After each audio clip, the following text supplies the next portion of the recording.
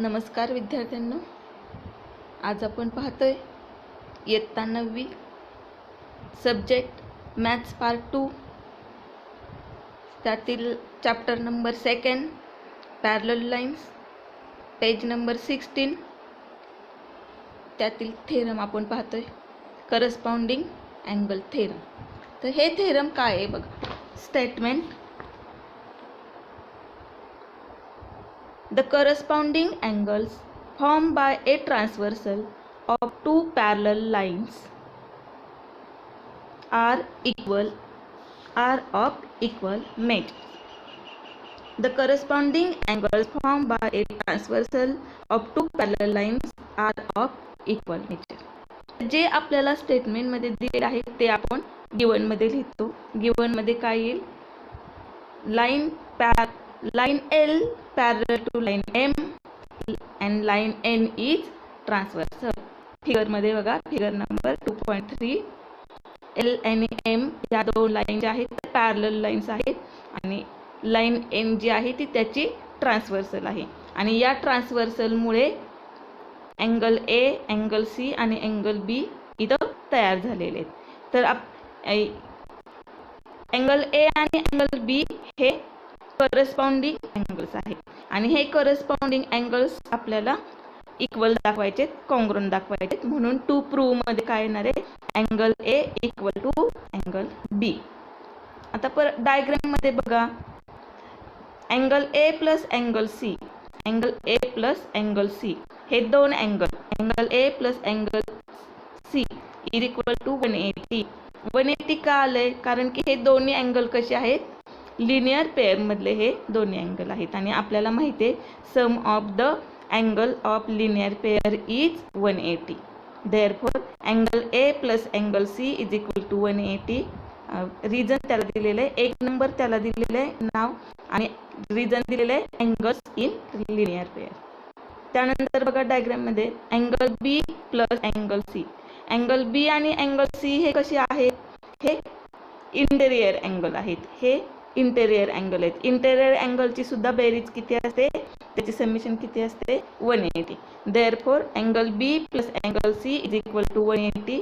याला दोन नंबर नाव दिलेले आपण यास आणि याचं रिजन लिहिलेलं आहे property of interior angle of parallel lines.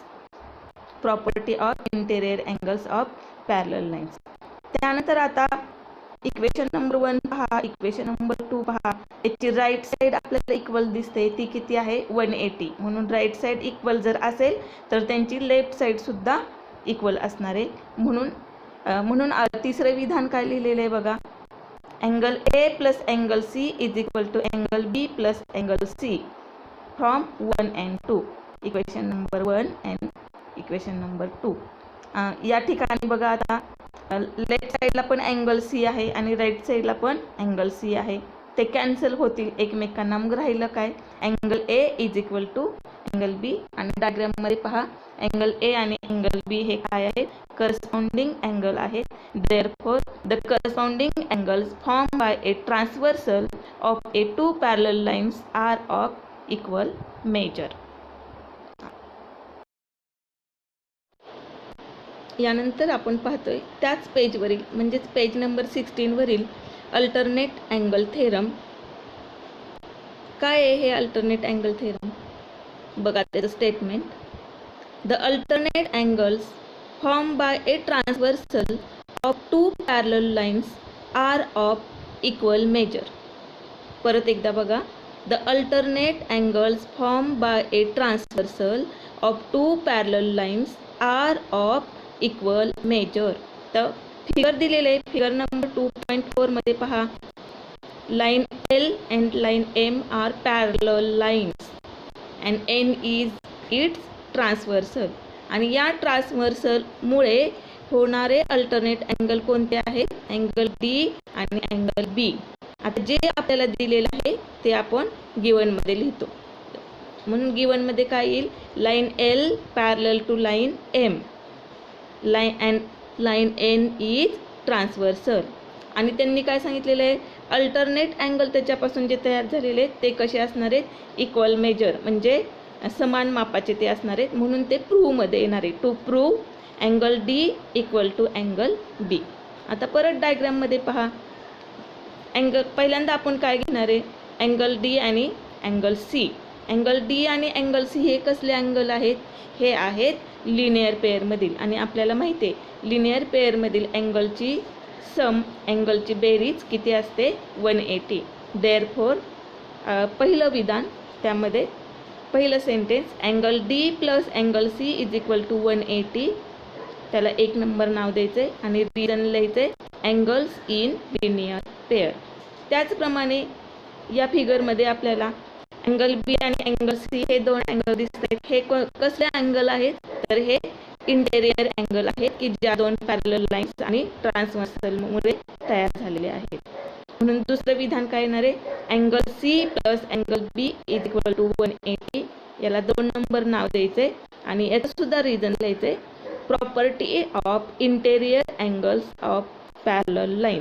Property of interior angles of parallel line from 1 and 2. मगासारखंच फ्रॉम 1 and 2 राईट साईड दोघांची सेम आलेली आहे, दोघांची राईट साईड इक्वल आलेली आहे. ती किती आलेली आहे, 180.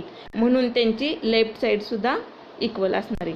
म्हणून इथं काय म्हटलेलं आहे, angle D plus angle C is equal to angle C plus angle बी.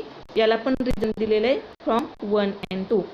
इथं पहा, लेफ्ट साईडला आणि राईट साईडला अँगल सी ॲड झालेले आहेत, कॅन्सल होतील. Angle C cancel, angle C left साईडच्या अँगल सी राईट साईडच्या अँगल सीला कॅन्सल झालं आणि राहिलं काय, therefore angle D is equal to angle B.